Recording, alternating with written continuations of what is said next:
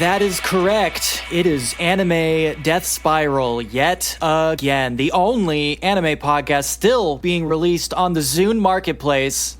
Look for us there. The retro hardware market is booming right now. People love that shit. Oh, my Zune is still doing great. I mean, you can't beat that kind of quality. To this day, the only time I've ever seen the Pixar movie WALL-E was on a iPod Video Micro, like one of the super tiny ones with like a 1x2-inch screen. Well, it's a shame you didn't watch it on a Microsoft brand Zune, because you would have gotten a much better quality experience with the higher resolution screen and, of course, the HD audio. Okay, dude, you know Microsoft asked us to stop mentioning them. We have several cease and desist letters. Ever since I actually paid for my copy of Microsoft Windows 10, I have been unfortunately cursed with this Tourette's-like syndrome where I have to constantly promote Microsoft products. I mean, if Microsoft was really like putting chips in people, that is what they would make it do. Like, it wouldn't be like it wouldn't be on behalf of the New World Order lizard government, right? It would be to promote Microsoft products. Yeah, they would be compelling you to like use Skype. Yeah, please use Bing. We will make you by force if we have to. Now, here's something you can't get on the Zune Marketplace, and that is anime news. Because nice transition. That is a nice transition. Because I want to talk about anime in a way that does not involve watching or reading anything. Oh, thank God. The best possible way to experience anime. Objectively. I mean, engaging with anime is 100% exhausting. If it can be avoided, you should. Yeah, I mean, if you can just kind of get it third hand, just kind of glanced at it, but out of the corner of your eye, that's probably as dazzlingly bright as anime can possibly be. Not this one, though. This one is pretty dark. Oh, no. In this week's edition of Grave Robbing, Weekly Shonen Champion has announced that they are releasing a new Blackjack one-shot. Oh, boy. Cool. I know, that's great. Tezuka still giving them money, huh? It's Makoto Tezuka, except check this shit out. It's being written by ChatGPT-4. That's right. Oh. The new Blackjack one-shot is being created by a fucking chat bot. Hey, thanks, Makoto Tezuka. You're really doing a great job in the stewardship role. Wow. I can't even imagine what that would look like. Like, I was pretty stunned when I saw this. Okay, so the first thing that like I would have to address is what kind of data sets do you feed ChatGPT to get like something accurate to a Blackjack episode? You can't just feed it Blackjack because it doesn't understand all of the like nuances that go into making it itself, right? There's not a lot of Blackjack, first of all. That's what I want to say. There's not there's enough plenty for of Blackjack. There's a good amount of Blackjack. What are you talking about? So there's plenty of Blackjack. I mean, there's the original manga, which wasn't that long, honestly. And there was the 90s anime and the 2000s anime. I don't know the full range. I know it's like, one of the more seminal works from Tezuka, but I don't think there's enough to fully populate an AI to make like a flawless episode. You'd have to like supplement it with stuff, right? Well, there's plenty of posthumous Blackjack. I mean, people have been doing Blackjack for a while. I mean, humans imitating his style. Now we're passing the baton to robots. This is morbid and grotesque, and I just want to like stake out my position here. This is grave robbing. Well, like, this is 100%. the natural progression of the Peter Cushing bot from that Star Wars movie, right? Cushing bot. Cushing droid attack. Or bringing back Princess Leia with CGI. Or if you want to get even more similar, right? Last year, James Earl Jones officially retired from doing Darth Vader, and Disney said that they have like a complete AI. They can just feed whatever lines they want into it to make it sound like Darth Vader. They already had a Darth Vader sound font for like GPS units for years now. I mean, for a long time. You could get him tell you when you missed your left turn or whatever. Well, I think the distinction now is like with audio AI constructions, you can like make different takes of the same line, right? As opposed to just a filter that you apply to a voice bot. No, the sound font is literally like they sat down and like cut up a bunch of phonemes. It's really fucked up. It's basically the same way they construct Vocaloids. The difference being like Vocaloids are extremely granular, whereas I think if you bought a Vader sound font for your Garmin GPS device in what? When was the last time anybody used those things? 2008 or whatever? It's got to be at the latest. Yeah, it would not be quite as quality. Not the quality Darth Vader that you come to expect. There really should have been a Hatsune Miku cameo in one of those Star Wars anime shorts. God damn it, I hate Hatsune Miku so much. I fucking hate Hatsune Miku. God damn it. That's a whole different thing. Oh no, I didn't know I struck a chord there. Yeah. Moving on from this incredibly depressing topic, let's move on to something a little bit lighter in the news. Did you see this? You hear this one? This one is disturbing to me on a completely different level. In honor of the most recent Spy Family arc, they are doing a Spy Family cruise in Tokyo Bay. Uh-huh. That seems a bit morbid. I find this very strange. You know, on first glance, you're like, well, it's whatever. You know, you go out on a boat. They put up some, I don't know, posters of Lloyd and Anya around the deck or whatever. It's like you get drunk. The thing that I find incredibly strange and bad about this is you get on the boat. The boat is essentially a floating mall that only sells Spy Family merchandise. Okay. And then you float around on it for, it says here, an hour and a half, buying Spy Family merchandise, and then they throw your ass off. And can you call that a cruise? Is that legal? Well, it depends on how much of the merchandise is, exclusive to the cruise stores. Because if a significant portion of it is, then yeah, sign me up. I'm all about that exclusive merch. I guess my main hang up is like, I always think of cruises as like you go out for like 3-4 days or whatever. You get extremely drunk over like a weekend.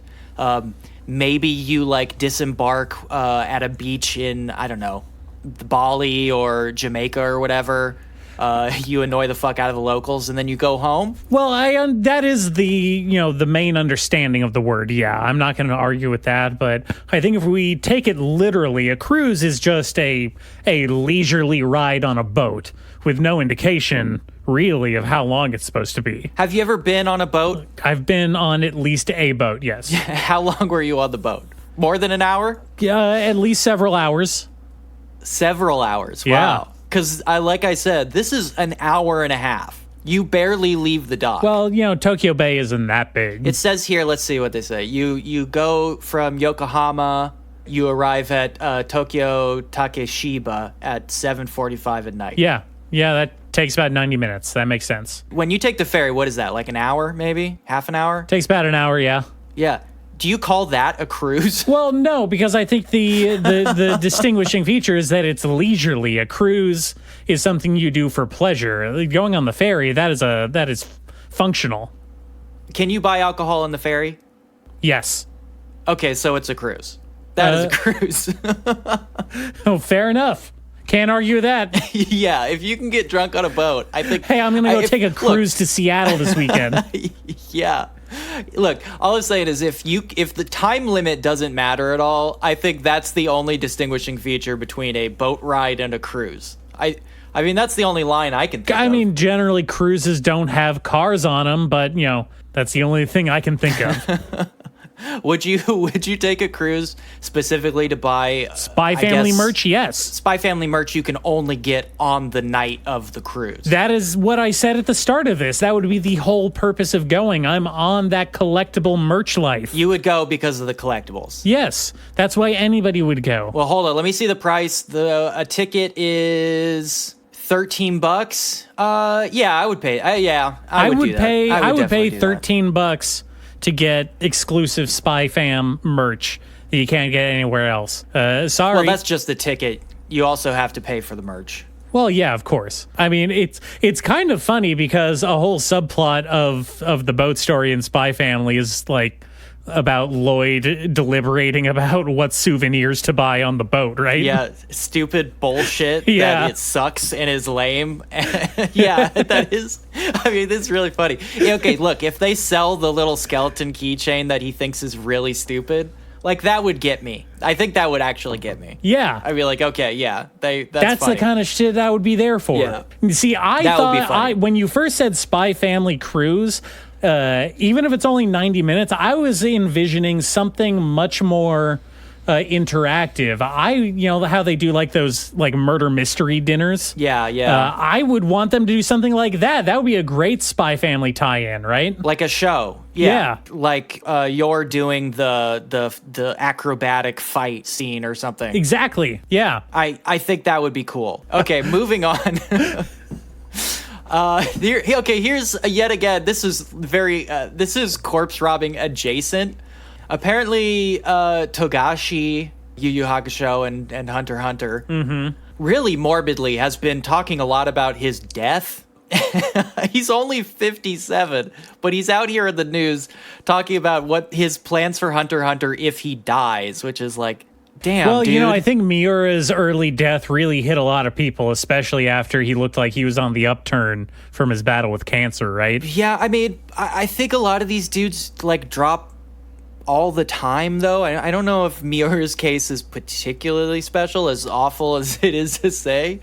I think these guys kind of just croak. Imagine how fucking humiliating it is to beat cancer and then die from overwork for your manga anyway. It's really awful. I mean, truly, like, the karmic scales are truly unbalanced. It's fucked up. Yeah. So, I don't know what the deal is, but he's out here. Maybe Tagashi's just like a really big Game of Thrones fan and he's realizing he's never going to get another book. Well, I mean, speaking of that, there was some movement on George's part in a similar vein, I have to say. Not anime though, so we won't get into it. Yeah, movement towards the snack table. Heyo. Jesus Christ, that is a Leno Cut bit. that out. No. So Togashi is out here and he's like, if I die, I want people to know the ending of Hunter x Hunter. So he basically laid out that he's come up with 4 endings, and at some kind of weird press event, I guess, he described one of the endings that he basically said he's not going to use. And that's It could have been this one, but it's not now because I told you about it. Yeah, he said he has 4 endings that he's labeled A through D, and he said A, B, and C, he has a pretty good idea of how they'd be received, but he's decided against ending D for whatever reason. He describes it a little bit. He says basically it's like a huge flash forward to Gon's grandchild. You kind of get the idea. Very sentimental.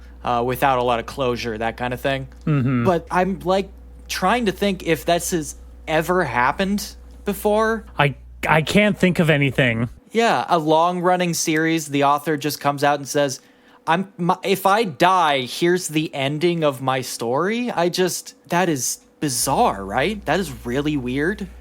Well, I don't know what Robert Jordan, he didn't do it publicly, but he like picked his successor, right? With what's his face? Brandon Sanderson? Yes. With the Wheel of Time books. Branderson.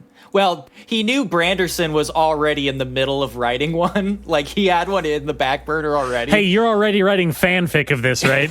You've got a couple in, just like you did for fun, like sitting around. You might as well publish one of those.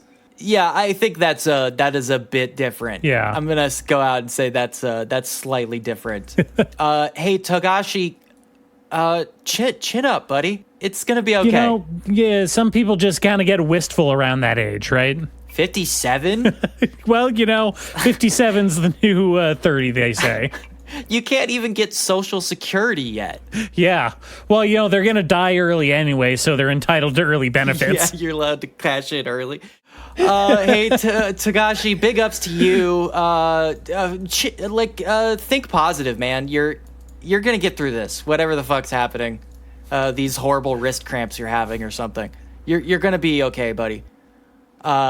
He's just waiting for his Bill Murray Lost in Translation moment where he meets a quirky Japanese girl at an American airport.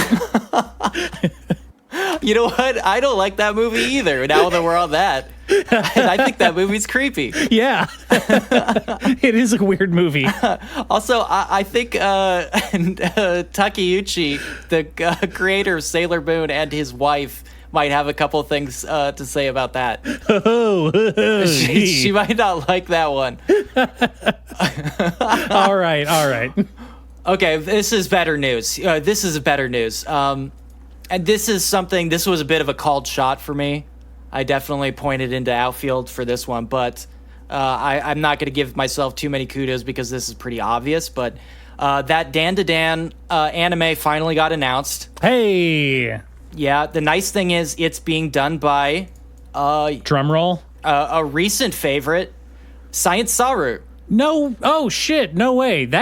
Specifically, it is Fuga Yamashiro, who was the director of Tatami Time Machine Blues. Yeah. All right, suddenly I'm very interested. Well, you should have been interested anyway, because Dan to Dan just absolutely fucking kicks ass and rules.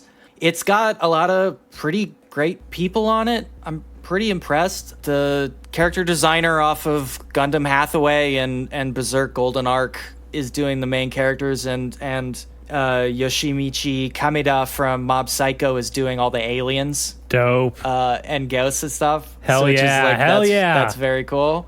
That's very cool. Yeah. So, holy shit. And they put a very short trailer up, and it already looks really great. I don't think I could have asked for a better one, especially considering this next piece of news, which isn't really news. It's more of hey, what's going on with Mappa? Oh, yeah. This is what everybody's talking about right now. Well, it's the same thing everyone's been talking about. It's crunch, right? It's the crunch. It seems maybe a little bit more than crunch. As bad as crunch is, it does have the idea built in that it would end at some point. You're right. Reading what some of these guys are talking about, it seems like there is no end. It does seem rather abusive and exploitative. Extraordinarily so. Yeah. And, for the last few years, there's been a lot more talk about labor conditions in entertainment industries. Mm-hmm. Specifically the video game industry. A lot of people have been talking out, not just about crunch, but a lot of different working conditions. But anime, we all kind of know. I mean, it's an open secret. I mean, fuck, how many documentaries, behind the scenes documentaries, have there been about Ghibli? We know these people are being horribly mistreated. They sacrifice their health and their social lives and their family lives for the pursuit of being able to create, which I understand the creative drive, but it feels like yeah. That's why I have a podcast. Yeah, the creative drive to draw the background of one scene of one episode. Well, no, of that's the exploitation, right? Is everybody wants to be an artist that makes something notable and good and revered and loved. But the reality is that cherished. There's a lot of people drawing is a skill that not a lot of people have, but even when you filter, there's a lot of artists. That's kind of where the industry has the advantage, because everybody wants to get the chance. Not everybody does. Everybody wants to be out here drawing extremely horny art of shonen heroes. It's everybody's dream. First of all, artists do that for free. There's no prompting. Which maybe that's why they're having an issue to begin with. They're giving it away for free out there. No, there's Patreons for this stuff now. It's funny. Porn artists, like independent porn artists online, basically function how Dare told us drug dealers would in real life, where they give you like some sample chapters for free. It's like, all right, pay up if you want to see the rest now. I have been thinking about that a lot because, like, porn is definitely it's got to be the most lucrative way, like, in general. If you're working for yourself independently, it seems like you're gonna want to be doing porn. I mean, that's where the money is, right? I mean, well, there's a myriad of reasons why porn is the thing to do, right? That's where the money is, obviously, but it also he's doing the money. He's doing the money thing with the fingers. With the fingers, that means money. But it's also just like, if you think about it, it's a fun, dynamic thing for an artist to draw, right? It lets you, bodies slapping, obviously. Range of dynamic poses, if you know what I'm talking about. That's what happens when the bodies start slapping.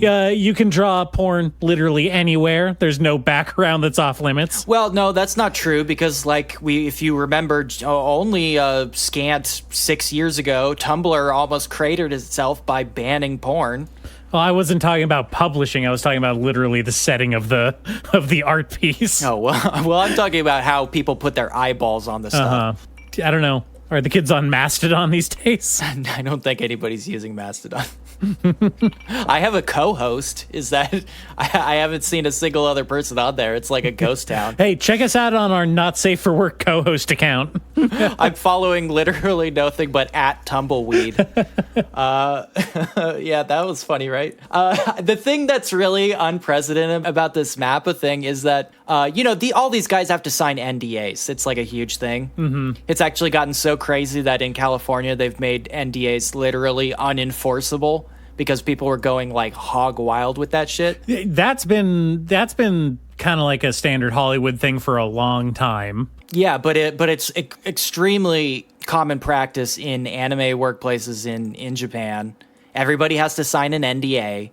And they are very enforceable there. And stacking that on top of Japan's, frankly, bonkers anti-defamation laws makes... It's true. They do have some of the weirdest and most draconian anti-defamation laws out there. It's pretty wild once you look into it. Yes.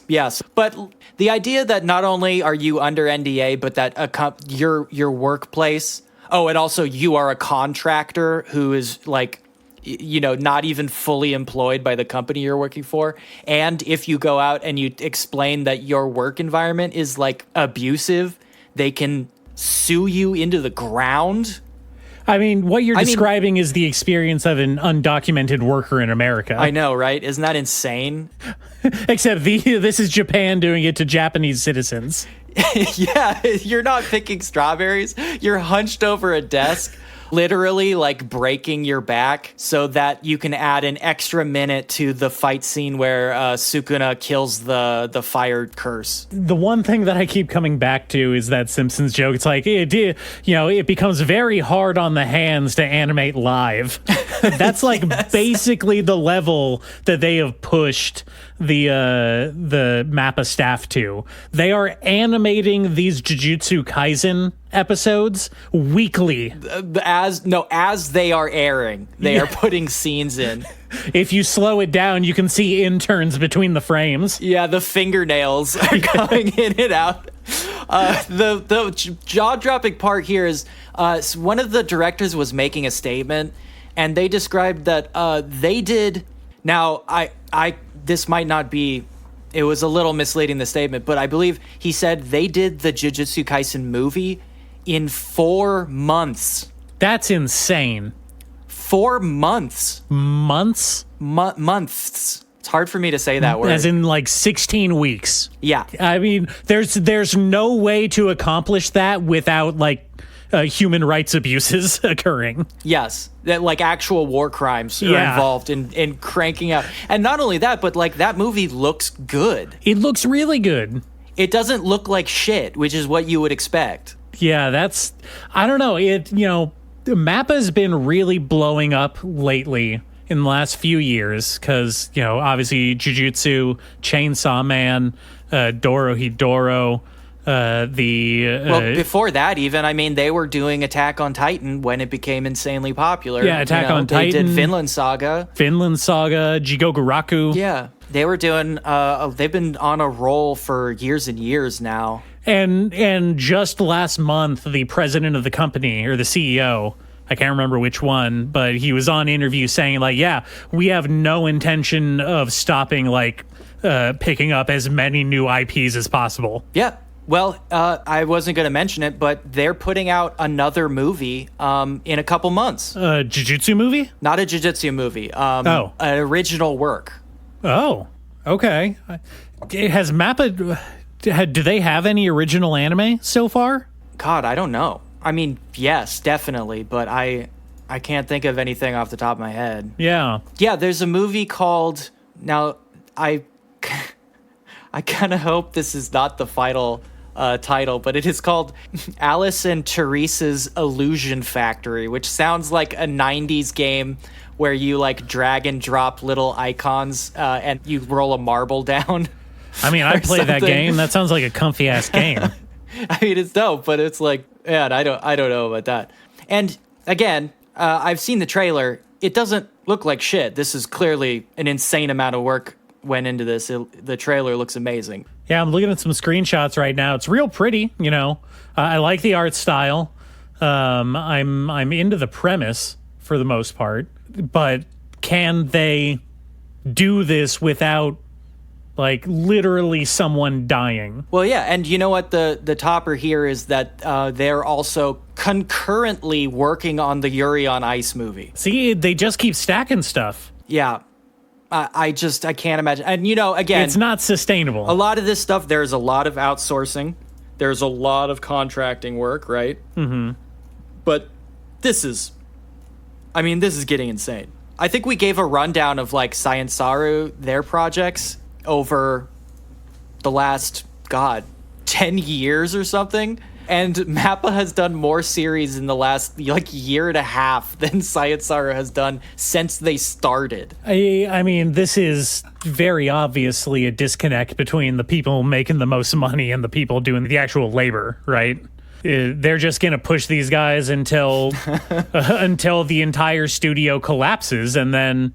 I don't know, they'll just make a new studio. Hold on. Are you telling me there's some kind of materialist analysis you could make that would describe how the working conditions relate back to the economic conditions of the studio? Listen, I'm not trying to go on some kind of screed or, publish a manifesto or anything. Hold on. You're not a dirty communist, are you? Whoa, okay. You said we're not going to go there. Let's move on to the next thing here. Anything else? Okay. I do want to say, though, that Kakiguri show that they did a while back for Netflix is one of the best-looking anime I have ever seen in my life. It's incredible what they accomplished. For a show that is essentially just horny gambling, they went so fucking hard. It's mind-boggling. Would you want it to be bad? No, I mean, I don't want it to be. I'm just saying that even their throwaway stuff, I'm not saying Kakiguri wasn't popular, but, people aren't raving about Kakiguri in the streets. Mm-hmm. They did some of the most impressive animation work I have literally ever seen. For Kakiguri, I don't know. It blows my mind. You said it's horny gambling, though. It's not like Kaiji, where it's like fun gambling. Death game gambling. This is horny gambling, and that's why it got the money. It is also a little bit death game gambling. There's definitely some fucked up shit. Horny takes precedence over everything, though. Like, that's how it works. They're definitely not. I mean, yes, they are compatible. They're very compatible. But I don't know. Not a lot of people talking about Kakiguri these days. You know what people are talking about? Oh, what? That Makoto Shinkai movie, Tsubame. You just watched that recently, huh? Yeah, now I want to transition into talking about anime. What do you think about that? Okay. All right. Yeah, that's right. I watched anime. I watched some more anime. And not just Jujutsu Kaisen, not just Spy Family. I watched an anime movie called Suzume by Makoto Shinkai. Yeah, I don't think anybody's heard of that so far. Makoto Shinkai, the guy who does the sappy Oscar bait anime, put out a new movie called Suzume.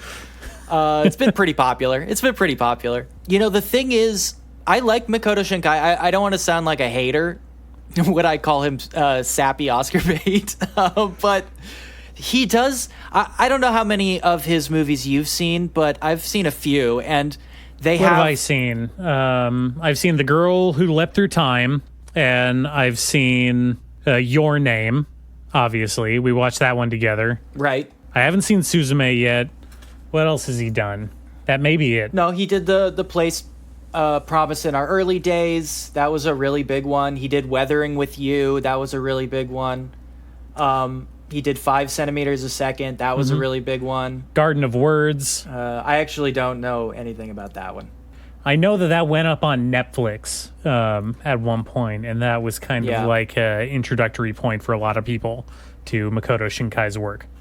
It was notable to me because I saw like a bunch of posts online comparing the art in the movie to actual locations around Tokyo that it was referenced from, and how more or less photorealistic the backdrop paintings were in that movie. Oh, I thought you were going to say how much better they look in the anime. Well, I mean, yeah. Of course, everything looks better in 2D. That's where the anime girls are. I want to go to there. I mean, I would never describe any of those movies as bad, right? No. They're quality-ass movies. When you call them Oscar bait, I know what you mean. They are, you know, emotional, sometimes romance, sometimes not, but they're saccharine, I guess is the word I was looking for. Saccharine is a great word. I would kind of say sterile. I wouldn't say sterile, no. I think his aesthetic, I find to be, it's sort of like the platonic ideal of an anime movie. See, I was about to say, it's like his style is anime-ass anime, you know? It is anime-ass anime. Yes, exactly.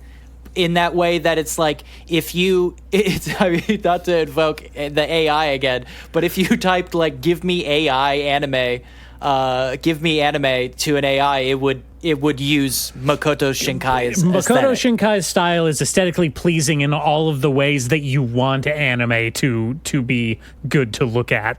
Yes. Without being over exaggerated in any one aspect. Yeah. And again, I don't mean this as like a slam, but you know how people complained about Howl's Moving Castle being kind of the most generic looking Ghibli movie? I mean, me personally, no, but I could see where that's coming from. It has I think the least identity to its own style, and I feel like that's Makoto Shinkai's kind of like perfected that look a little bit.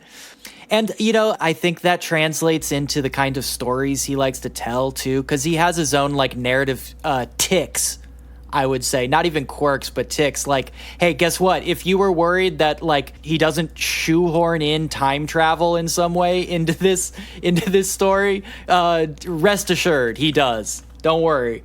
He definitely gets it in there. If you're worried that, like, there wasn't sort of like a big central magical realism metaphor that plays out that doesn't really come together at the end, don't worry, it's in there. If you're worried, let's say, that there isn't a completely inexplicable romance between two obviously incompatible people, don't worry, it's in there. It's in there, baby. I liked the movie. I had a good time, but I will probably, like, not think about it ever again. Yeah. I mean, but that's its intended purpose, though. You know, it is feel good juice is what it's there for.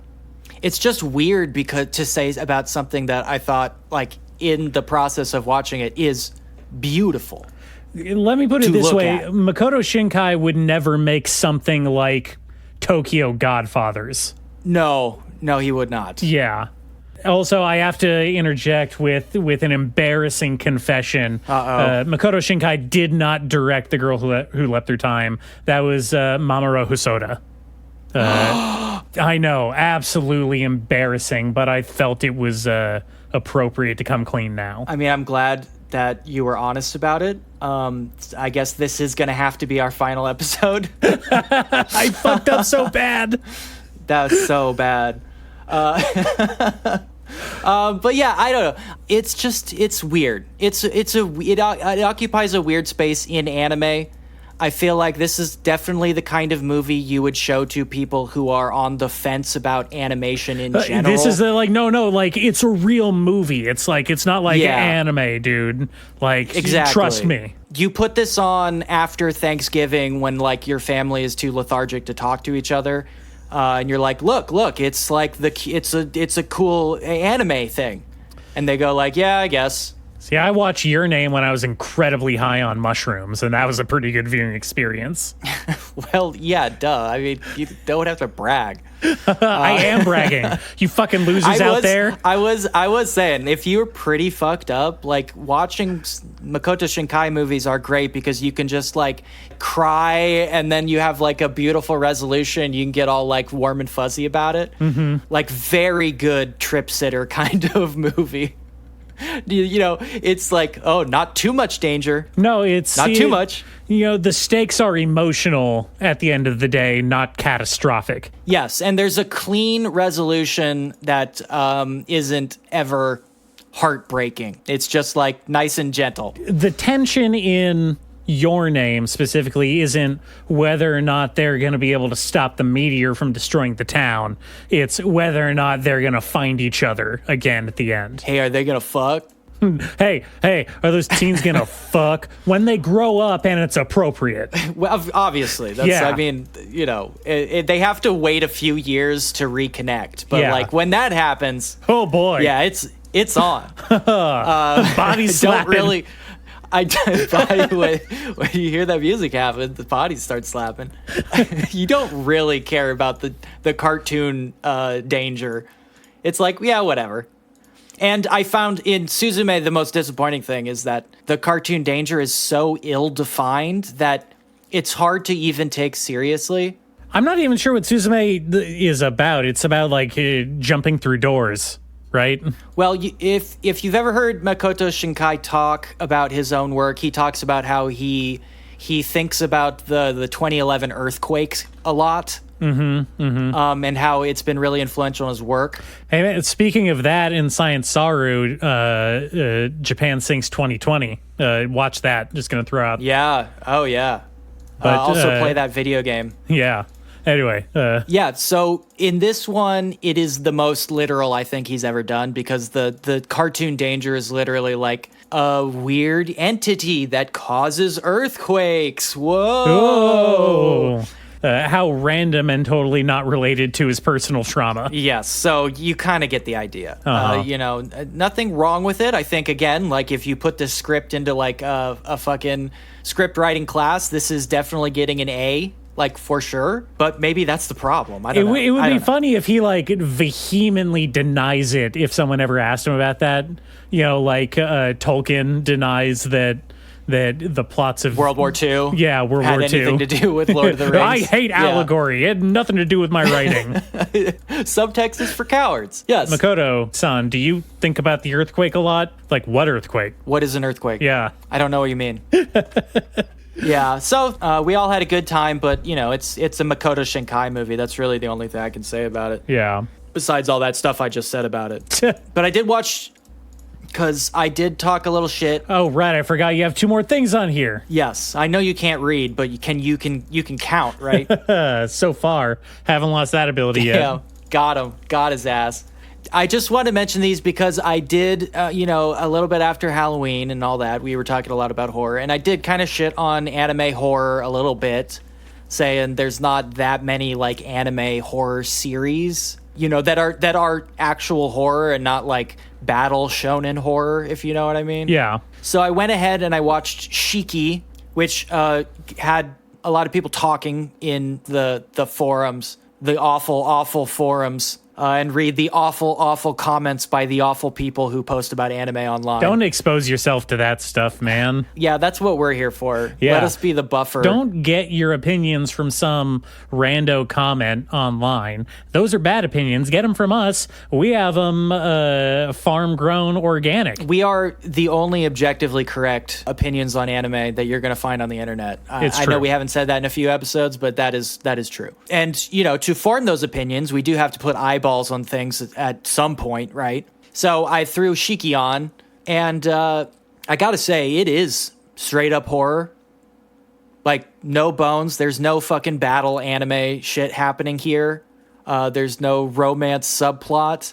It is just horror-ass horror, which I love. I thought that was one of the strongest things about it. Well, you were texting me about it while you were watching. You described it as anime Salem's Lot. Yeah, that was the first thing that struck me. After a few episodes where it got into the rhythm of like what we were actually dealing with, I realized this is anime Salem's Lot. Now, it's better. Was there a Stephen King character? It's better than Salem's Lot. There is, funnily enough, there is a monk who writes fictional novels. Oh, see, that is not a coincidence. They know they're Stephen King. It's hard to say. He is a conflicted monk because he did try to kill himself. He has the scars, and that plays into a big part of his character. Mm-hmm. But he is not. He is one of our main three players.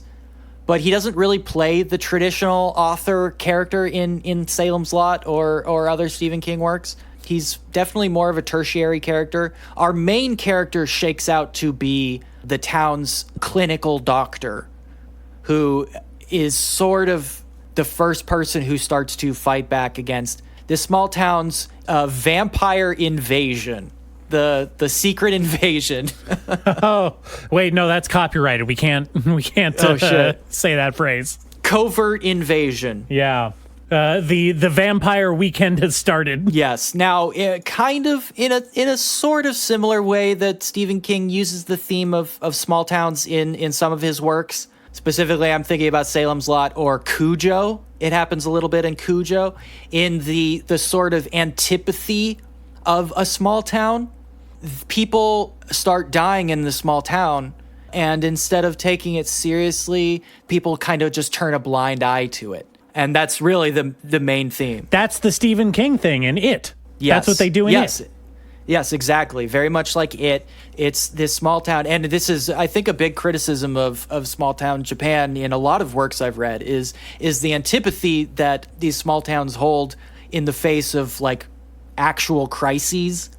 And I believe, this is obviously metaphorizing many small town issues, especially population drain. Mm-hmm. Small towns are disappearing in Japan because most people are just leaving and never coming back. Yeah. And leaving aging populations that don't reproduce to be the only inhabitants of all these small towns, and towns just quietly go away, right? Yeah. And that's not just Japan. That's a lot of in the American South. This has been happening a lot too, where towns slowly bleed out. Because in our case, a lot of the time it's happening literally because of Walmart putting a bunch of people out of jobs and they can no longer afford to own homes, and so they fucking move away. That kind of thing. It's slightly different in Japan, where the case is literally just all of the jobs are in 3 cities at this point. Yeah. Yes, exactly. And so that is metaphorized by, as horror does, monsters. Mm-hmm. In this case, vampires. And to not put too fine a point on it, but they are the rich aristocratic family that move into the inexplicable European castle that sits on the hill above small town Japan. It's so weird. Now, is that explained in the story, or is that just totally, are we supposed to take that at face value, that this castle has always been there? They make a cursory attempt at explaining that, like, at some point in history, these rich people came in and they wanted to build a as they call it, a quote-unquote European-style house. Okay, so this isn't like a Castlevania situation where, like, the vampires literally summon a castle into an area where it once was not. No. They don't summon a castle. There just happens to be one there. And again, it's totally baffling that they call this castle, which is literally a castle. I'm talking about parapets. I'm talking about fucking stone walls, massive gates. They keep calling it a European-style house, which is very funny to me. But yeah, it is bleak. It is devastatingly honest, I think, when it comes to the tragedy unfolding. It is unflinchingly sincere about its own despair, which I think is what really hit me. It's sentimental without being nihilistic, which is kind of the big pitfall of a lot of horror, especially stuff like this, where it's about the complete and total collapse of a population. And it handles its reversal in a really, really good way, where generally, like in Salem's Lot, you play out a vampire invasion to its end. And instead of doing that, they take it a little bit further because the humans fight back, right? And it is not triumphant. They are not heroic about it. It is scary, it is brutal, and it is sad. Did you ever see that movie 30 Days of Night? No, I always skip that one. Give that one a watch. I think it's not quite on this level, but I think it shares a lot of similarities with what you're describing. Yeah. Especially with the brutality of the human resistance after they realize what's going on. I'd be interested to see that, yeah, because this was the element that I thought was unique about it. Yeah, well, so I think there's even crossover. Shiki, you said, is kind of in a small, dying Japanese town in the mountains, right? And 30 Days of Night takes place at like some bumfuck town in middle of nowhere, Alaska. Yeah. So kind of the same thing, a low population that's only sustained kind of by government intervention, keeping the elderly there. Right. Yeah. That sounds honestly awesome. That sounds better than most vampire anime that I've come in contact with, which, to be frankly honest, is either mostly shonen battle stuff like you described, or just straight up horny shit. Yes. Yes, exactly. I think this is really unique because it avoids both of those things in clever and interesting ways, and it is really, really dedicated to following through all of its ideas in clever and interesting ways. Without ever being like, oh, I'm clevering you, I'm so clever. It never does that, which I find to be very respectful of its audience, which I like. I think this is really good. I think the way it focuses on telling people's individual stories while also weaving them into a larger story is like perfect small town storytelling. The only thing I have to say is it's got some bad 2000s anime face. Oh, no. I was about to ask how the animation quality is. Yes. The direction is perfect. Spot on. I have to say. Like, the direction is amazing. I just think some of the character design choices are so goofy. I don't really understand how they made it past, I don't know, first glance check, except that it was in a heavily, 2000s anime face era. Yeah, so we're talking about some real quality stuff with a capital Q. It looks like Danganronpa sometimes, which is strange. It just really threw me for a loop. Okay, wasn't expecting that, but all right. So this was like genuinely really good and devastating, and I fucking loved it. Actually scary anime. All right. Yeah. Now, on the last thing I watched, just on that tip, I didn't finish this. I watched the first 4 or 5 episodes of Hell Girl. Most people are probably familiar with this already. This is another urban legend, horror anthology style horror. This is a lot like shows like Boogie Pop Phantom, in that style of like Japanese anthology horror. Okay. People who are having a hard time, almost always like getting bullied in some way, go to the Hell Girl website, type in the name of the person they want to be cursed, and then Hell Girl will appear to them and be like, hey, are you sure? Because if you curse someone, like, you go to hell. And they like think about it for, a couple minutes, and usually, almost always, they're like, yeah, it's worth it. And then Hell Girl takes revenge. And this is played out, over a series so this is a school shooter fantasy is what you're describing. Sometimes. They're different stories, and the person who's asking for vengeance isn't always portrayed as, like, the good one. You know what I mean? I suppose. Yeah. I mean, okay, yeah. I know what you mean. Yeah. I can see what you mean, but still, it's...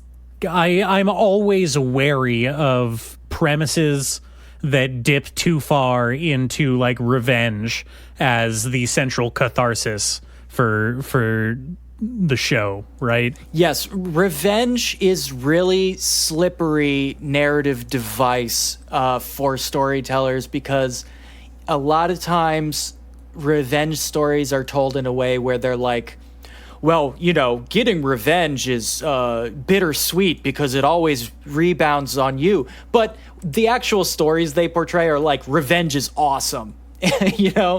That's usually how it actually plays out. And this sometimes plays with that idea. Sometimes it sees it through, and sometimes it kind of falls on its face. I guess that's the strength of being an anthology, right? Is you get a new shot at it every episode. It's all right. I'm pretty late to the Hell Girl party here, so probably not saying anything revelatory, but it's an urban legend ass, horror anthology ass, Japanese horror ass anime. Yeah. All right. That's Hell Girl. Jigoku Shokujo. Sure, whatever you just said. It's the Japanese title. All right, let's take a break. All God right. damn it.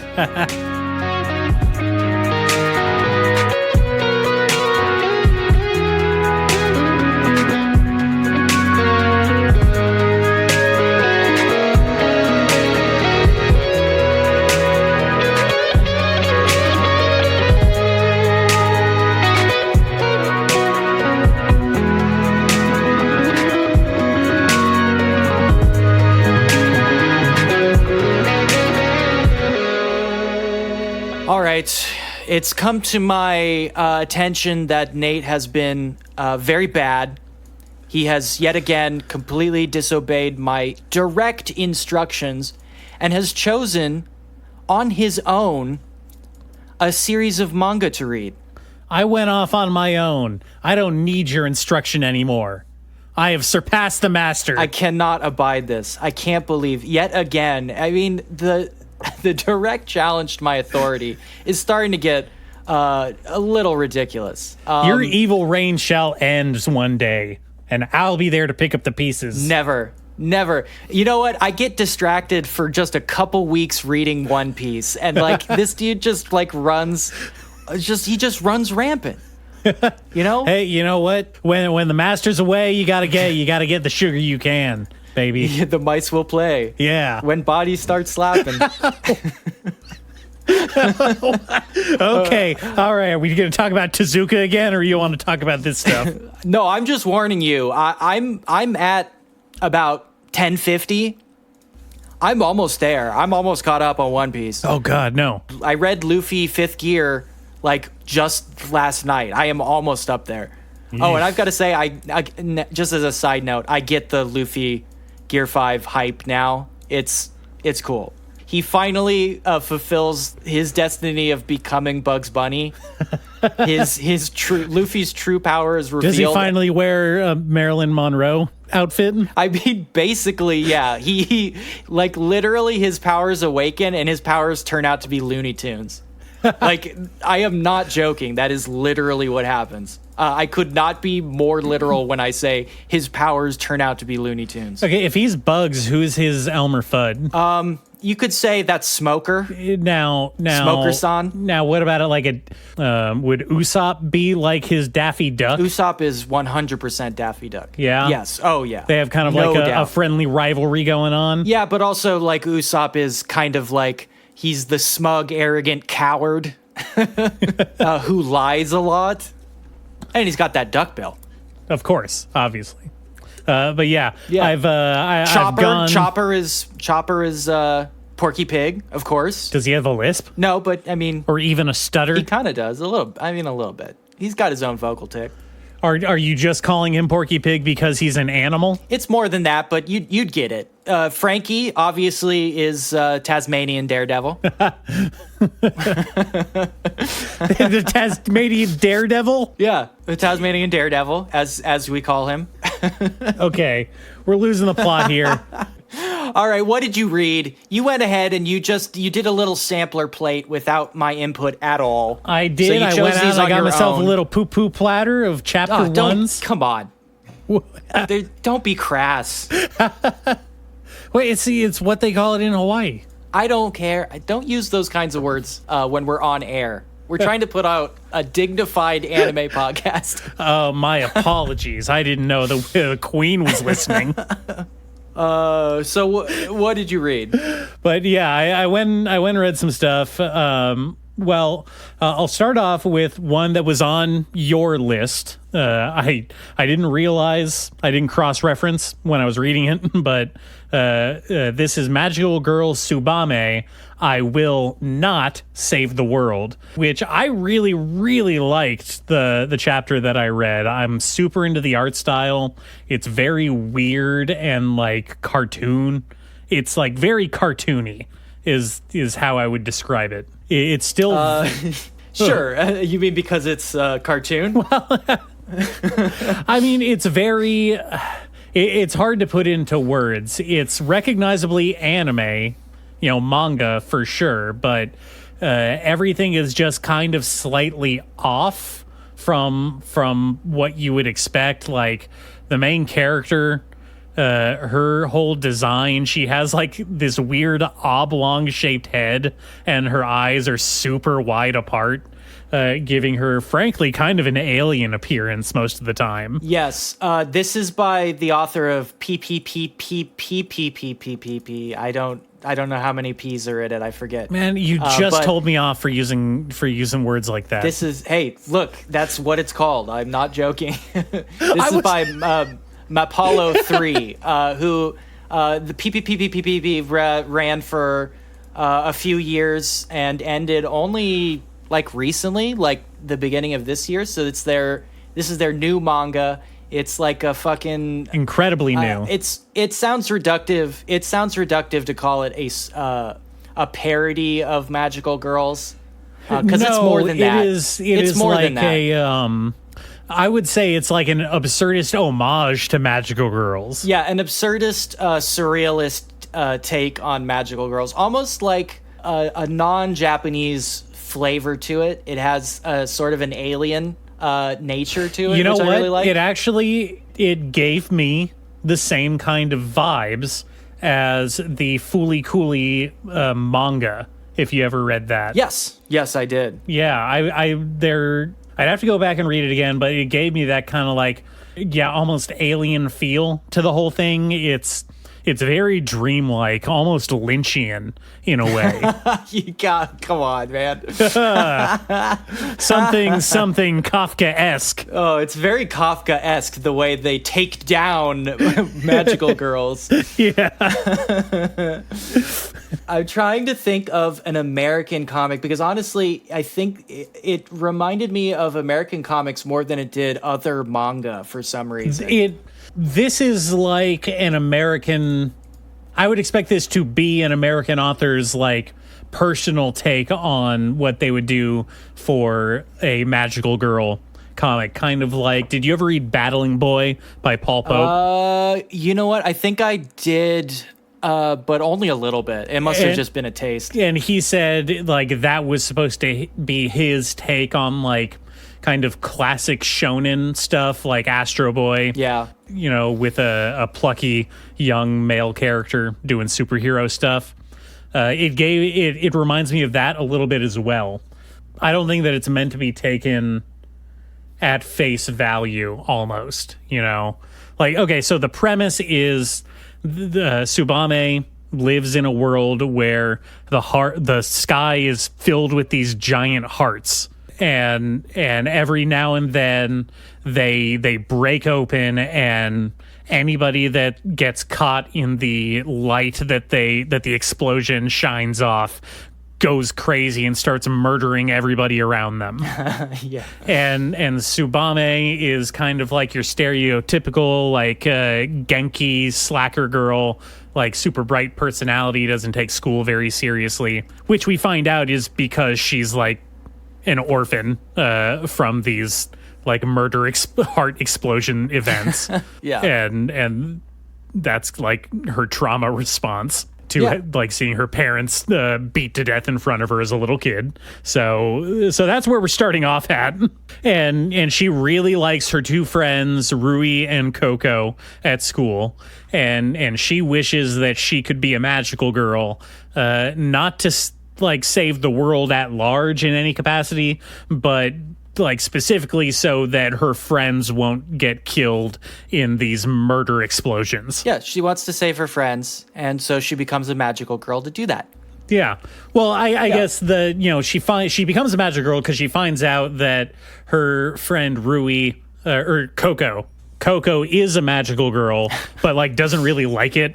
She kind of treats it as just kind of like a job that she has to do. Well, that's we shouldn't describe the whole thing because that's actually that's not. It turns out that's not really. But okay. I don't want to spoil it for you. I don't want to spoil it for you. But yeah, she becomes a magical girl for selfish reasons, essentially. Yes. That's the way she frames it. It's like, well, magical girls should want to save everybody equally, but I only really want to protect these two.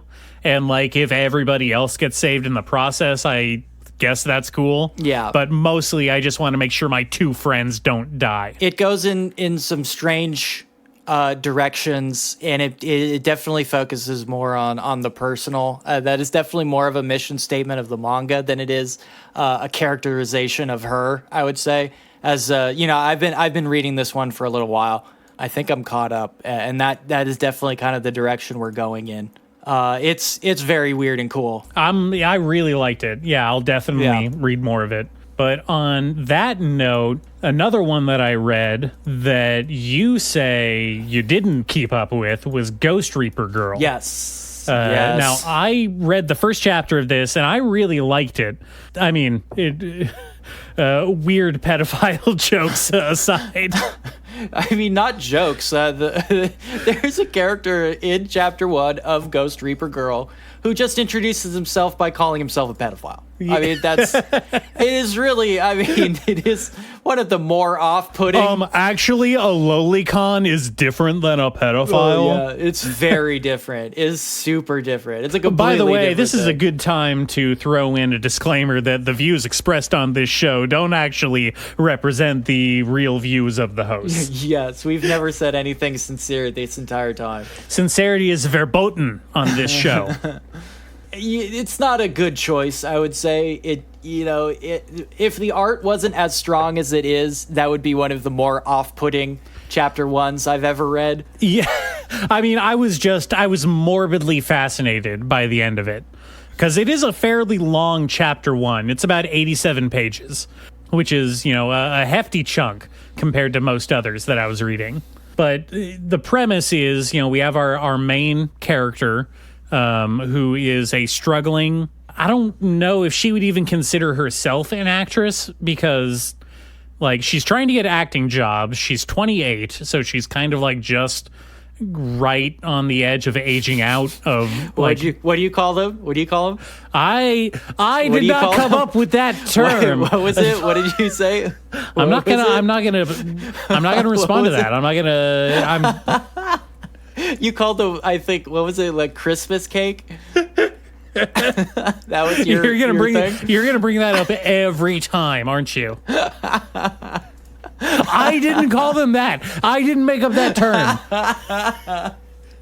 I'm just reporting the news. Yes, the words the author puts in her mouth are essentially like, I've aged out of being a popular actress. And she's not handling it very well, though, you know, she's not in despair. I mean, she kind of starts the story in denial that was something she even really wanted to do. You know, she kind of states like, yeah, I'm 28. I lie on my resumes and say I'm 20 to get interviews. Yeah.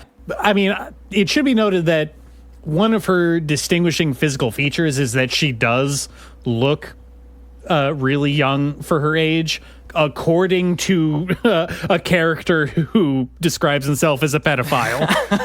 Yeah, let's not mince words there. Again, this is a comic that is drawn by a man who was a certain age when he created it. Yeah. This is by Akihisa Ikeda, and his big one was Rosario plus Vampire. Oh, he was that guy, huh? Yeah, sort of infamous for that's one of the horny vampire shows. How should I put it? For certain things.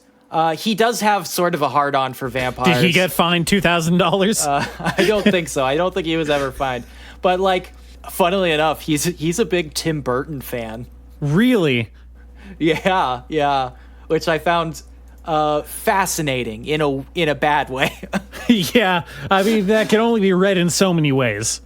Yes. Anyway, Ghost Reaper Girl he's only really done Rosario and Ghost Reaper Girl, so I think this is his current manga.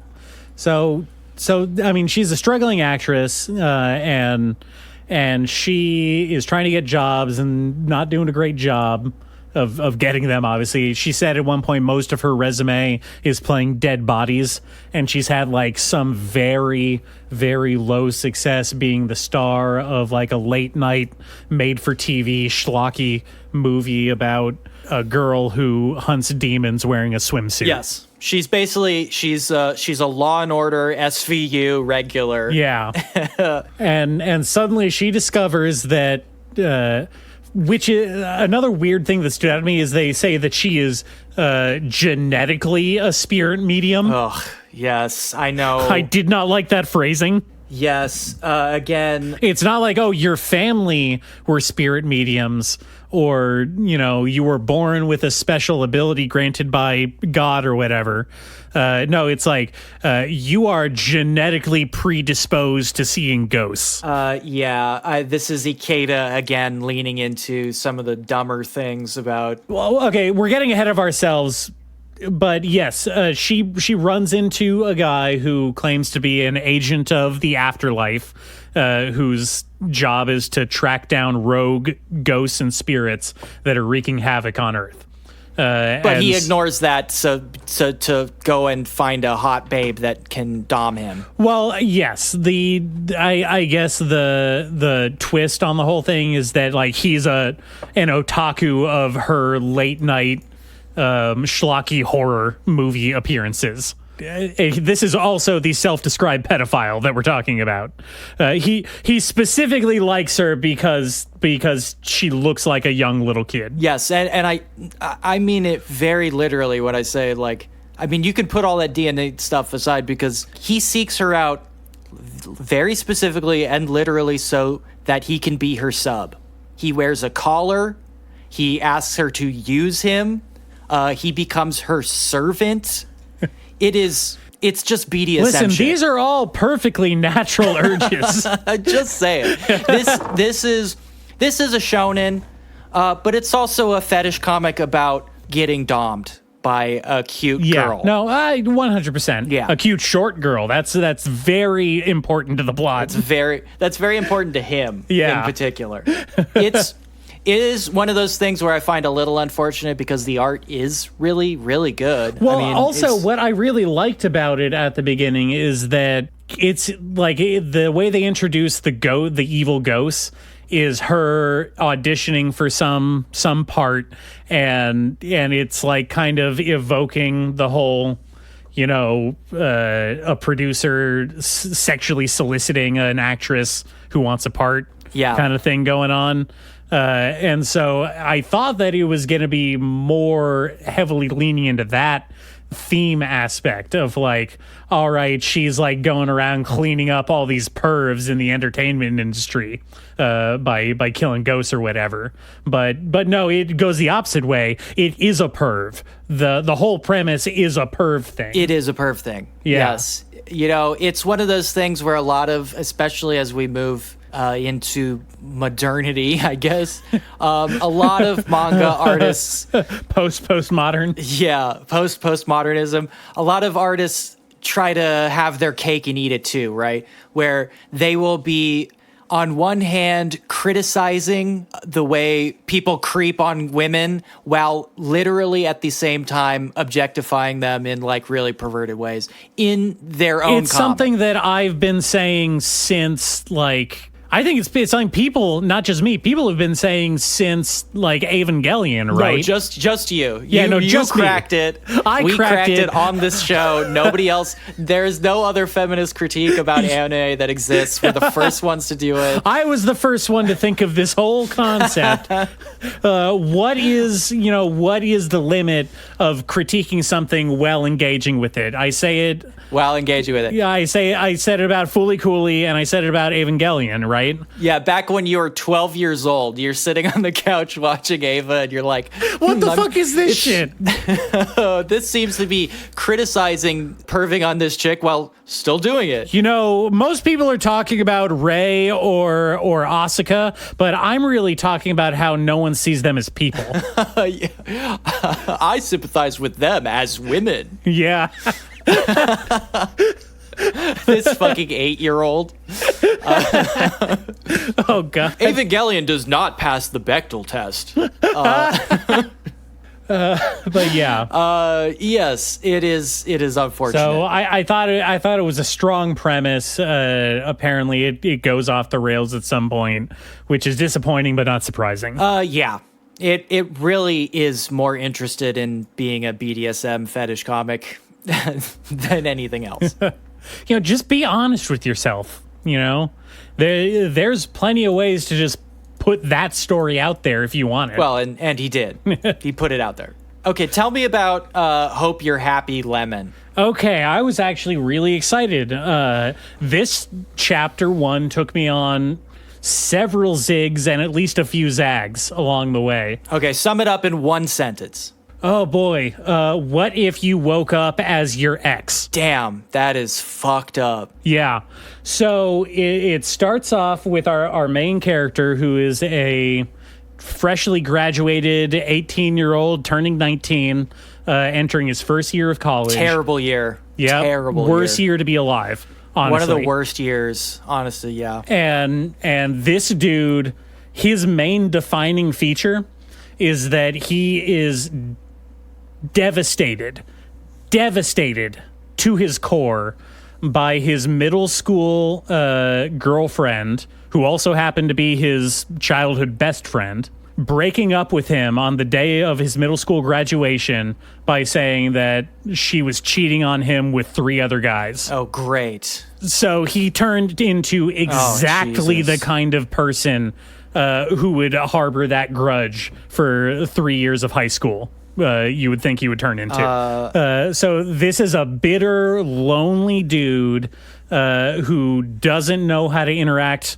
with women, spends all of his time gaming with his other incel gaming friends online, and he's entering college, and he's joined the film club. Which is funny that you mentioned Tim Burton, because they explicitly call out the next movie that they're going to watch in film club is Edward Scissorhands. Oh no.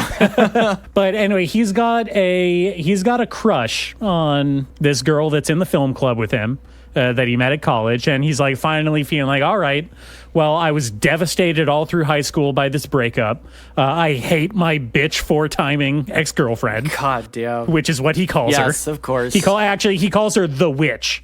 Specifically, that's the title that he gives her. Great. Cool. Sounds like a great guy. Yeah.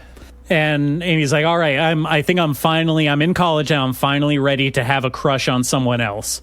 And this girl seems cool. And so on his way to film club, actually on his way back from film club, they're going to go out drinking or whatever, what clubs do. Sure. Which is after school alcohol intake. Yeah. Weird. That's always been a weird thing to me because like that is like the last thing I would want to do with people I like just met in my like school classes. Yeah. I don't know. It's weird. I'm not emotionally open enough to get drunk around strangers yet. So anyway, on his way back from drinking with the club, he runs into his ex-girlfriend. By the way, I should explain the title. Her name is Lemon. That's her first name. Like Liz Lemon? No, like Lemon. I can't remember what her surname is, but her first name is Lemon. Lemon Liz. Lemon O'Brien. Love it. Anyway, he, against all expectations, runs into her in an elevator and is like just completely flustered because she's like, seems like she's actually excited to see him and is like, oh, like, hey, it's really good to see you. Like, we should catch up sometime. And basically he doesn't know what to say.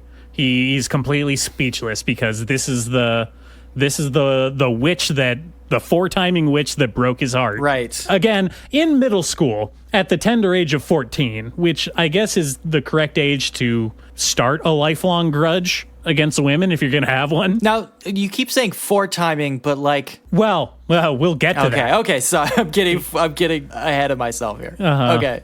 So anyway, after this weird interaction, he finally, gets up enough courage to be like, I'm really surprised to see you, like, acting like this because you cheated on me with 3 guys. And she's like, oh, yeah, well, we should talk about that sometime. And then before they can go any further, the elevator rides and the elevator ride ends and she pieces out.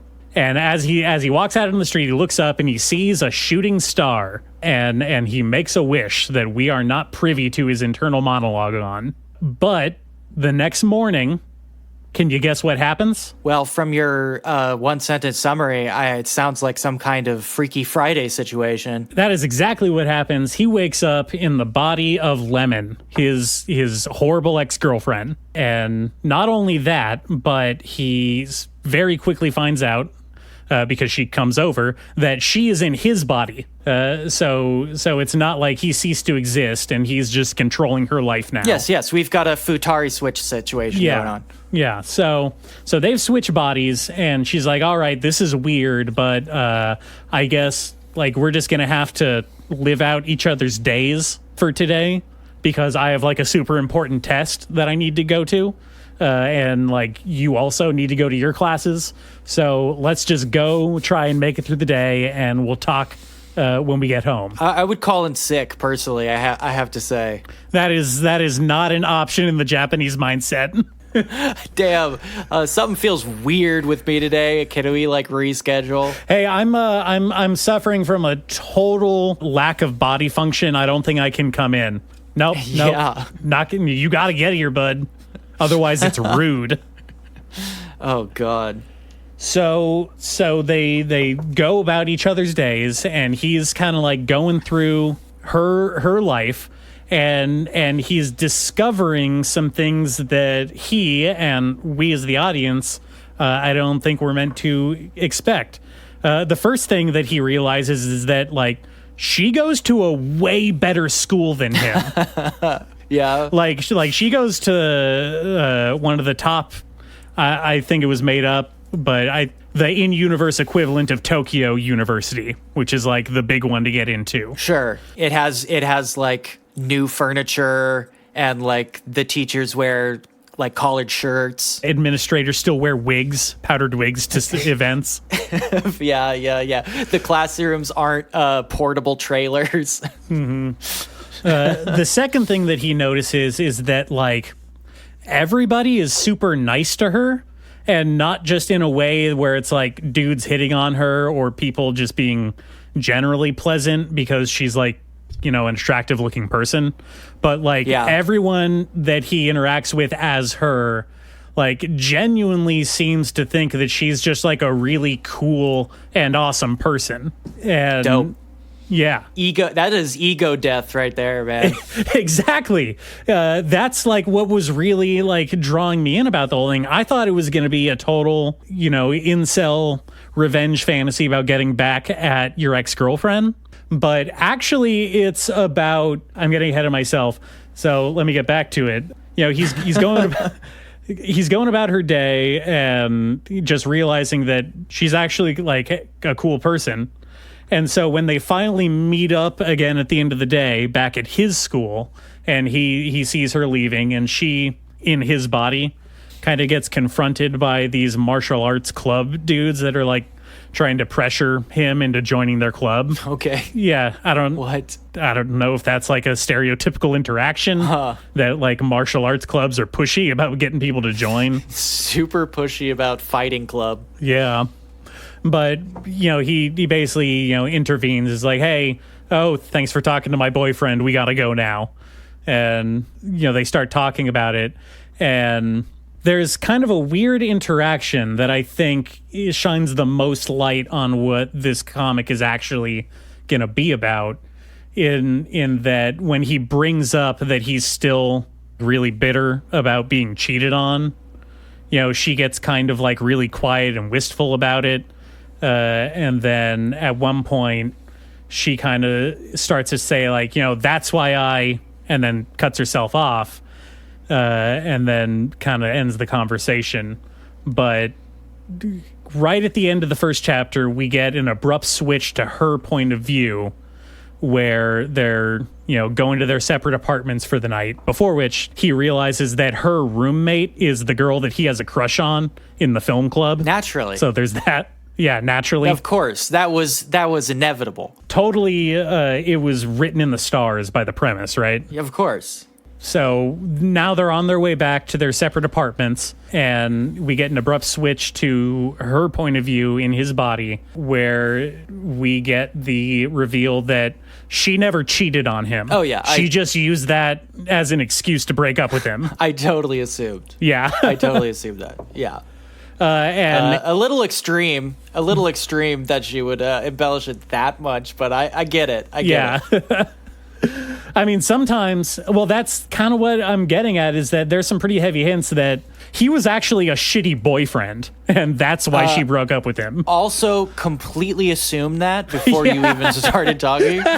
I guess it's pretty obvious in retrospect. Wow. Listen, it was a security guard all along. A middle schooler boy is a bad boyfriend? Yeah. Holy shit. Wow, what a revelation. So with all of that in context, I really like the setup. I thought that was really cool. I thought it was going to be way worse than it ended up being. Sure. I like the idea of doing a body swap anime or manga where it's like the dude realizing that he was a shitty boyfriend. I think that's cool. Sure. Well, you know, we've talked about quite a few body swap manga at this point, right? Yeah. And that is a sort of one of the more consistent themes that I like. You know, the most recent one I like a lot is Futari Switch, obviously. That one is more of a comedy, but it does play into a little bit of that stuff. I remember talking about, I don't know if you remember this, but I talked about Mayonaka no Cross Method that has a sort of similar bait and switch where it's about a little brother who like resents his hot older sister for having a super easy life because she's like hot and personable and he's like a little dork. Until he switches into her body and like, you know, has an experience that like really opens his eyes. Of course, that one ends up turning into a murder mystery, so a little bit different. But dealing with... I don't know. This was only a chapter 1. It still has room to develop, I guess. Yeah, I guess it could still go that way, right? My assumptions, which have been correct so far, tell me that's probably not what's going to happen here. But I guess you never know. I'm here for the ride. That's all I got to say. Okay, sure. I like a good body swap. And I appreciate ones that are more gender conscious instead of just straight voyeuristic. So yes, that's cool. Yeah, give it a shot. Sure. Okay, what's this last one here? Red Cat Ramen. Now, before you told me about it, I did notice this is getting an anime like soon. Well, they announced that it was getting an anime yesterday. I don't know if it's getting an anime soon. Yes. So this one it seems to be pretty popular. Well, I had not heard of it until I was scrolling through recent chapter releases. But sure, but you've never read One Piece. That's true. I have not. I don't see what that has to do with this. I'll bring that up every single time. So Red Cat Ramen is quite literally on its face is about a girl who gets hired to work at a ramen shop that's run by cats. And that's disgusting. It's foul. They would get their hair in the ramen. That's gross. That's the whole point. She gets hired as the brusher to brush their hair so they don't get hair in the ramen. Oh, can't they at least have a hairless cat? I hope that they introduce one at one point. What do they call them? Sphinx cats? Yes, Egyptian Sphinx cats. Yeah. I think they're cute. I like those. I like those guys. Well, I'd prefer if they're going to make me ramen to not have hair. Yeah. The ramen shop in the manga has a big sign on the wall that says, sorry, you may get some hair in your ramen. Oh, I'm disgusted by this. And also they use litter boxes with those fucking paws. Oh. No, they use the bathroom. They use regular human bathrooms. Yeah, so they are cats. They are physically cats in every sense of the word, but they do... Are they bipedal? They are bipedal. They can use tools, and they do talk Japanese. So not super cat-like. Think, what was the Puss in Boots movie, the Shrek spinoff. They're like that cat. Oh, yeah. Okay, sure. And so it's about a bunch of these cats, and they run a ramen shop, and they hire a human girl who specifically is not a cat person to be their on-staff groomer so that they don't get hair in the ramen. I mean, that is the face value premise, which I think is just funny. I think it's cute just to see cats run a ramen shop because they lean into it. It's like, instead of having a cute waitress girl, they have a cat that likes to get belly rubs from customers. That's so unprofessional. Well, their noodle maker is a straight up tiger, like a big one too. Well, that's not really a cat. I mean, I don't want to get pedantic, but like tigers are cats. Tigers are big cats. Yeah. Sure. What are you gonna tell? You gonna tell me a puma's not a cat? A puma is a capital B big cat. It's got cat in the name. I don't. What is the cutoff? What is the size cutoff for being a cat versus whatever you're saying is not a cat? On 4 paws, if it is taller than 3 feet, that's the cutoff. That is a big cat. That is no longer a cat. So an ocelot is a cat, but a cheetah is not. You know what? I mean, could be. I'd have to see the ocelot to make an actual call on that one. I'd have to see it first. Oh, good luck, because they're endangered. If it's endangered, it's not a cat. Oh. That's also a rule. You're just throwing down these rules willy-nilly left and right. Cats are all over the place.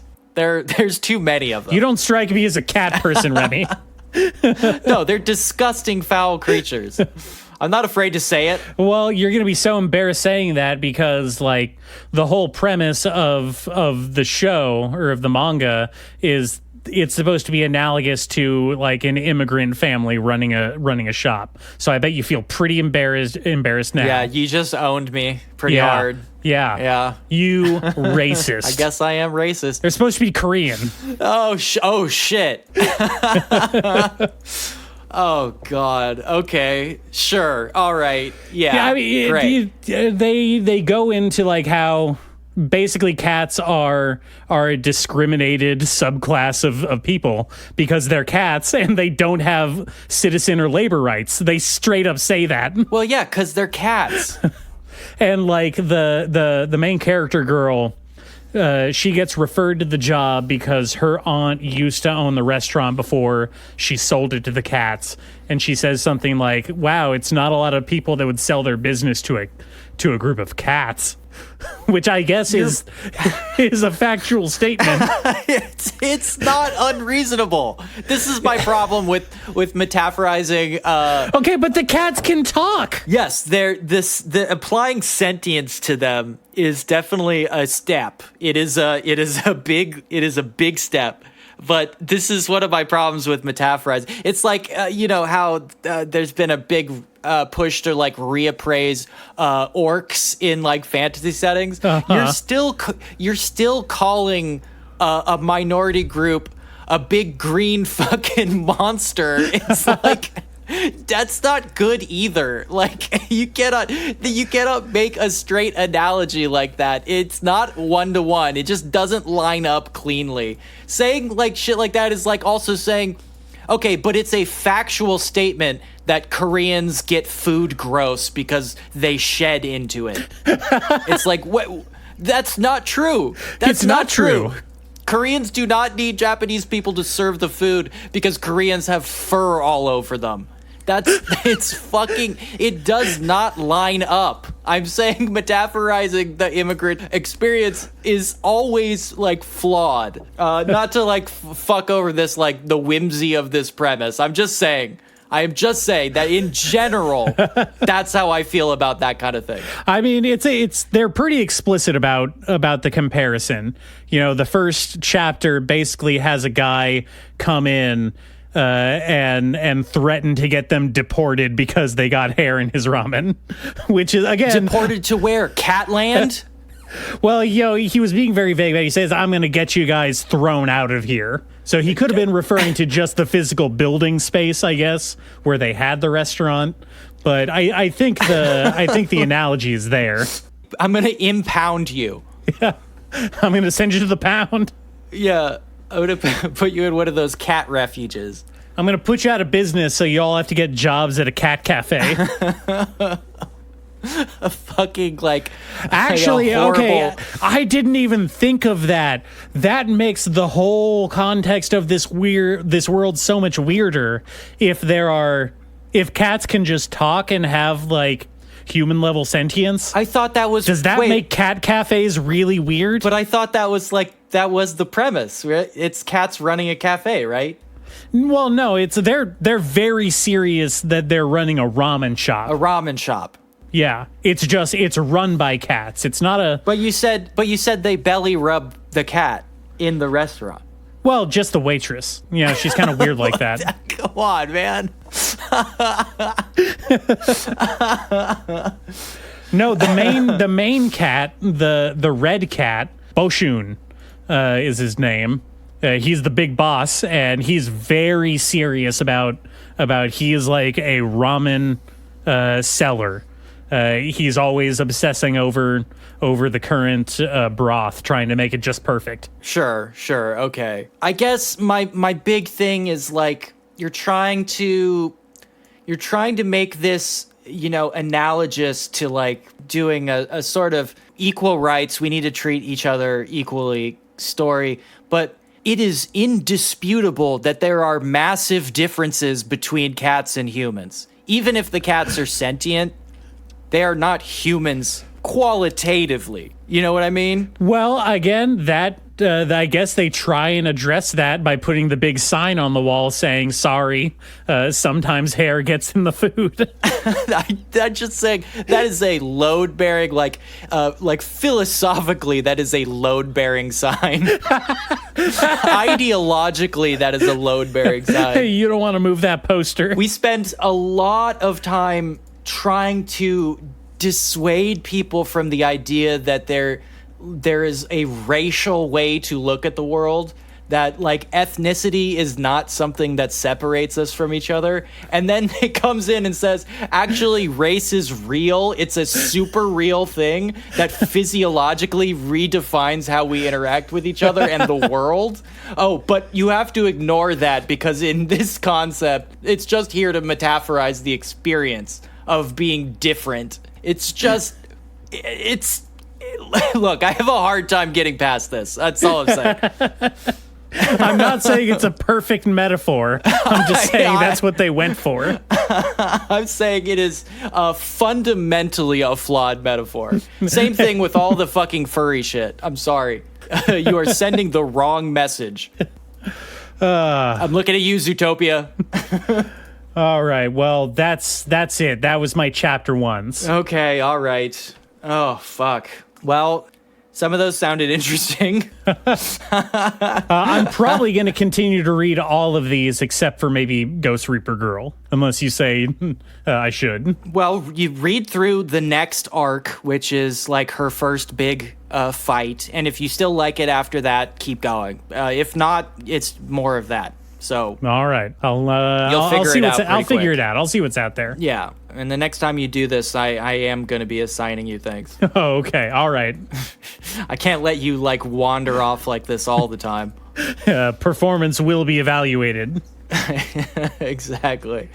Okay, this is too much. We talked about too much anime. This is overstuffed with anime. We talked about too much anime after not talking about enough anime last time. We barely talked about anime last time, and now we've overcorrected. We've given you too much anime. We need to end this episode before any more anime leaks out. I can already feel anime pulling at the edge of my consciousness. I'm desperately trying not to mention more anime so that we can get out of here. Handsome and beautiful listeners, you're welcome. You're welcome for how much anime we bestowed upon you. We do this for you. I hope you realize that. Yeah, this is for your benefit. All this fucking anime. All right, we done here? Yes, I think we're good. You've had enough anime for 1 week. Next week, I don't know. What do you want to do? We'll probably. Well, are we close to wrapping up fall season? I think. I think so. I think we're just on the cusp of the winter releases. Okay. January, I think, is when the next big round of episode ones is coming. Yeah. Well, I know December Dungeon Meshi is going to be kicking off at some point, so yeah, very excited about that. We're going to be talking about some anime when that shit comes out. Love me some Trigger. Love me some Dungeon Meshi. Damn, it's so good. I don't know. Maybe we'll do some previews or something next episode. We'll figure it out. Yeah. Until then, I don't know. Maybe read and watch the anime we mentioned. At least a couple. At least one. Yeah. Just do one. At least one. Let us know about it. Try to do one at least. Yeah. I want a 500-word essay Monday morning about this. Yeah, and it will be graded. So, chop chop. Bye. Bye.